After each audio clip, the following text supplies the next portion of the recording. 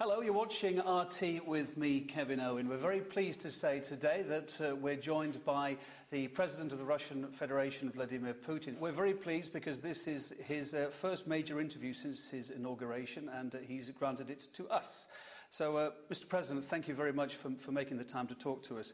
What I want to talk about, first of all, is the ongoing, at the moment, APEC summit. You'll be going there very shortly in Vladivostok. Of course, it's the first time that Russia has held it, a prestigious event.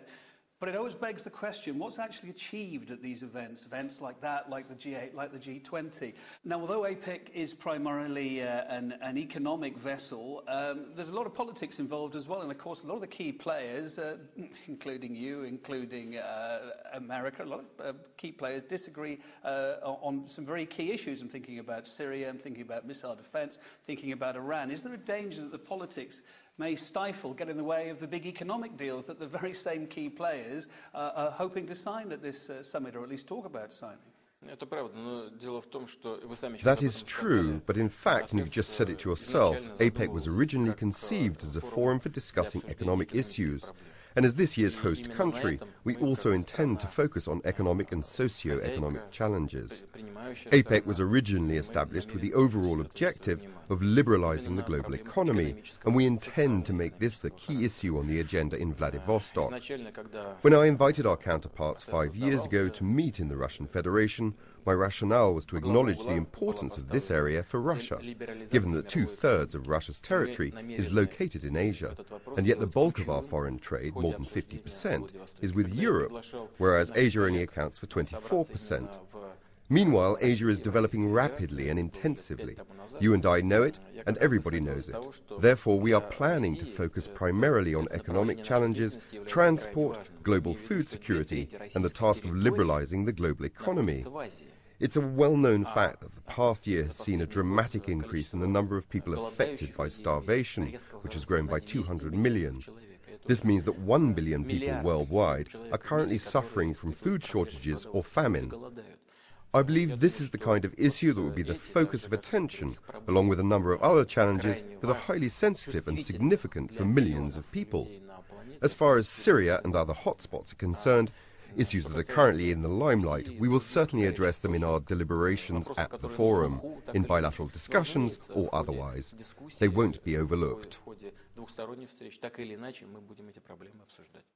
But you touched on another big subject in the headlines, the horrendous events that have been unfolding in Syria over the last 18 months. Now, Russia's position has been steadfast all the way along the line here. You've said there should be no foreign intervention, and it should be the Syrian people who do the deciding, and it should be done through diplomacy. However, that's a great idea, but day in, day out, innocent lives are being lost on both sides.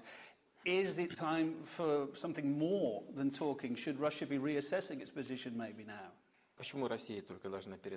How come Russia is the only one which is expected to revise its stance? Don't you think our counterparts in negotiations ought to revise theirs as well? Because if we look back at the events in the past few years, we'll see that quite a few of our counterparts' initiatives have not played out the way they were intended to. Take the examples of numerous countries riven by escalating internal conflict. The US and its allies went into Afghanistan, and now they're all thinking about how they can get out of there. If there's anything on the table, it's the issue of assisting them in withdrawing their troops and hardware from Afghanistan through our transit routes. Now, are you sure the situation there will be stable for decades to come? So far, no one can be confident about it. And look at what's going on in Arab countries. There have been notable developments in Egypt, Libya, Tunisia, Yemen, and other places. Would you say that order and prosperity have been totally ensured for these nations? And what's going on in Iraq? In Libya, there are armed clashes still raging among the country's various tribes. I won't even mention the way the country had its regime changed. This is a separate topic. What concerns us, and what I want to emphasize once again, is the current hostilities in Syria. But at the same time, we are just as concerned about the possible consequences of certain decisions, should they be taken. In our opinion, the most important task today is ending the violence. We must urge all the warring parties, including the government and the so-called rebels, the armed opposition, to sit down at the negotiating table and decide on a future that would guarantee security for all stakeholders in Syria. Only then should they get down to any practical measures regarding the country's future governance system. We realize that this country needs a change, but this doesn't mean that change should come with bloodshed. Okay, well, given the facts regarding Syria that you see on the table now, what is the next step there? What do you realistically think is going to happen next? We told our partners we would like to sit down together at the negotiating table in Geneva, and when we did, together we charted a roadmap for further action that could help bring peace to Syria and channel developments down a more constructive path. We received almost unanimous support and shared the talks' results with the Syrian government. But then the rebels actually refused to recognize those decisions, and many of the negotiating parties have also quietly backed down. I believe that the first thing to do is to stop shipping arms into the war zone, which is still going on. We should stop trying to impose unacceptable solutions on either side, because it is a dead end. That's what we should do. It's that simple. Luckily, we generally enjoy friendly relations with the Arab world, but we would like to stay away from Islamic sectarian conflict or interfere in a showdown involving the Sunnis, the Shia, the Alawis, and so on. We treat everyone with equal respect. We also get on well with Saudi Arabia and other countries. I have cultivated a warm personal relationship with the custodian of 2 Islamic shrines. The only underlying motive behind our stance is the desire to create a favorable environment for the situation to develop positively in years to come. What are your thoughts about the United Nations and the way the United Nations has reacted, particularly in Syria? There's been criticism that it's failed to deliver a unified front, if you like, and it's become more of a figurehead organization. Do you share that view? Quite the contrary, I would say. My take on the issue is the absolute opposite of what you have just said. If the United Nations and the Security Council had indeed turned into a mere rubber stamping tool for any one of the member states, it would have ceased to exist, just like the League of Nations did. But the reality is that the Security Council and the UN are meant to be a tool for compromise. Seeking to achieve it is a long and complex process, but only hard work can yield us fruit. Understood. Mr. President, another question I'd like to ask you. A number of Western and Arab nations have been covertly, to start with, supporting the FSA, the Free Syrian Army. Indeed, some of them are doing it openly now. Of course, the catch here is that the FSA is suspected of hiring in known al-Qaeda fighters amongst their ranks. So the twist in this tale is that a lot of those countries are actually sponsoring terrorism, if you like, in Syria, countries that have suffered from terrible terrorism themselves. Is that a fair assessment? You know, when someone aspires to attain an end they see as optimal, any means will do. As a rule, they will try and do that by hook or by crook, and hardly ever think of the consequences. That was the case during the war in Afghanistan, when the Soviet Union invaded in 1979. At that time, our present partners supported a rebel movement there, and basically gave rise to al-Qaeda, which later backfired on the United States itself. Today, some want to use militants from al-Qaeda or some other organizations with equally radical views to accomplish their goals in Syria. This policy is dangerous and very short-sighted. In that case, one should unlock Guantanamo, arm all of its inmates and bring them to Syria to do the fighting. They're practically the same kind of people. But what we should bear in mind is that one day these people will get back at their former captors. On the other hand, these same people should bear in mind that they will eventually end up in a new prison, very much like the one off the Cuban shore. I would like to emphasize that this policy is very short-sighted and is fraught with dire consequences. I'd like to broaden it out a little bit now, a little bit wider from Syria. You touched on it yourself, sir. Syria's in the middle of a civil war. We're seeing conflicts in Bahrain and in Saudi Arabia. Okay, things are a bit calmer in Egypt, Libya and Tunisia. You mentioned it just now. But standing back from it, overall, all the troubles we've seen in the Middle East, all the turmoil there, has it been at all for the good or for the bad? Where's it put that region now? You know, we can discuss this into the small hours and still run out of time. For me, it's clear these events have a historic logic. The leaders of these countries have obviously overlooked the need for change and missed ongoing trends at home and abroad. So they failed to produce the reforms which would have saved the day. All these events logically stem from this background. Whether this is a blessing or a curse, with many negative implications, is now too early to say. In any case, the lack of a civilized approach, the high level of violence, has so far stood in the way of any sustainable political structures which would help solve economic and social problems in societies hit by those events. This is what causes a lot of concern for the future, because the people in those countries, who have had enough of their previous regimes, clearly expect the new governments to begin with tackling their social and economic problems in a competent way. But with no political stability, these problems cannot be solved.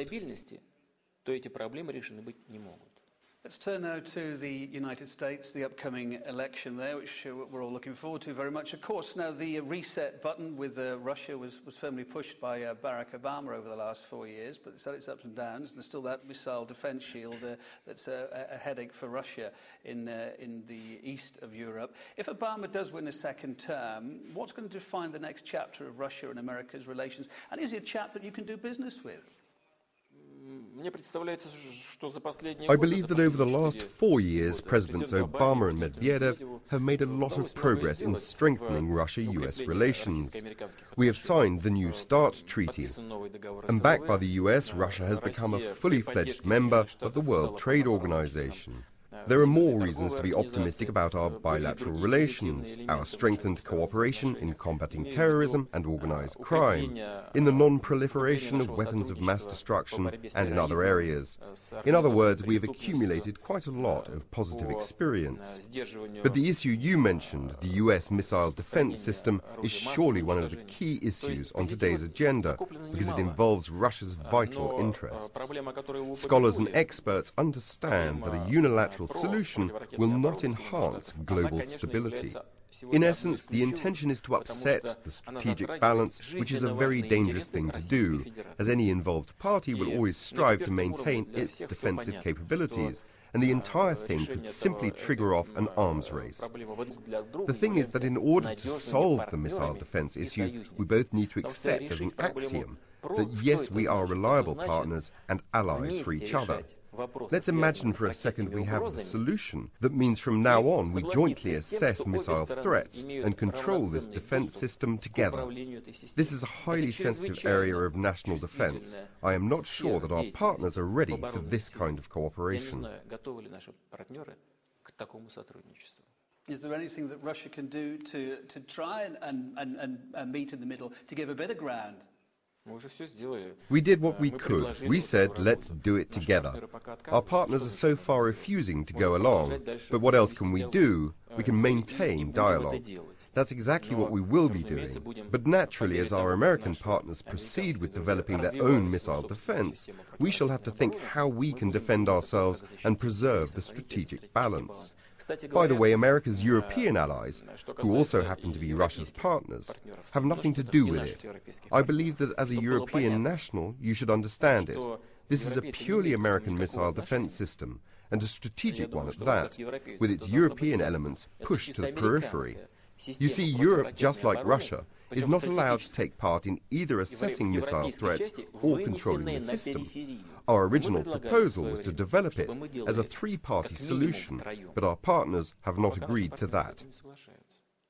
Okay, so we think you can work with Barack Obama if he gets in. What about if Mitt Romney gets in? I've got some quotes here from just a month or two ago. This is the man that, if he makes it to the White House, said, Russia is, without question, our #1 geopolitical foe. They fight every cause for the world's worst actors. He went on to say, Russia is not a friendly character on the world stage. Could you work with him, sir? Yes, we can. We'll work with whichever president is elected by the American people. But our effort will only be as efficient as our partners allow it to be. As for Mr. Romney's position, we understand that this is to a certain extent motivated by election campaign rhetoric. But I also think that he was obviously wrong, because such behavior in the international arena is the same as using nationalism and segregation as tools of US domestic policy. Its effect in the international arena is the same. When a politician, a person who aspires to lead a nation, especially a great country like the US, declares someone to be enemy a priori. And by the way, this brings something else to mind. When we talk about the missile defense system, our American partners keep telling us this is not directed against you. But what happens if Mr. Romney, who believes us to be America's #1 foe, is elected as President of the United States? In that case, the missile defense system will definitely be directed against Russia, as it is technologically configured exactly for this purpose. And you also have to think about its strategic character. It's built not for a year or even a decade, and the chances that a man with Romney's views could come to power are quite high. So what are we supposed to do to ensure our security? We started off our talk by talking about the forthcoming APEC summit, which you're off to very shortly. And when you're there, I gather you'll be meeting the Chinese President Hu Jintao. You won't be meeting Barack Obama because he's not there. Hillary Clinton will be, he's not there. Is that a sign of how he regards APEC? It may just be busy, but is it a sign that how he regards it? And is it also a sign that maybe China is increasingly becoming a bigger geopolitical and commercial partner for you? China is indeed becoming a global economic and political hub. This is part of a global trend, with new centers emerging on the political and economic landscape. This is an obvious fact for everyone. The question is the pace of change. China has taken up this new leading role, not only in Russia's eyes, but also in the eyes of the whole world. What makes us rather special, however, is that Russia and China are neighbors, and our special relations took thousands of years to evolve to where they are now. We have been through times of sunshine, which were very beneficial for both countries. We have also been through periods of gloom and conflict. At the moment, Russia-China relations are at an unprecedented high, and we share mutual trust both politically and economically. Over the coming years, we are bound to achieve a $100 billion turnover rate. To put this in perspective, currently Europe makes up 51% of Russia's foreign trade, which amounts to over $200 billion. That will be a serious push forward. Our American partners told us long ago that Barack Obama would not attend the summit.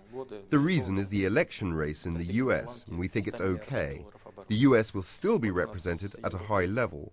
So yes, we've known for several months now, and we fully understand the reasons. Anyway, this will be a great summit, with top officials coming from 20 countries, heads of state and heads of government. Of course, it's a pity the US president cannot come at this time, but nothing can be done about it.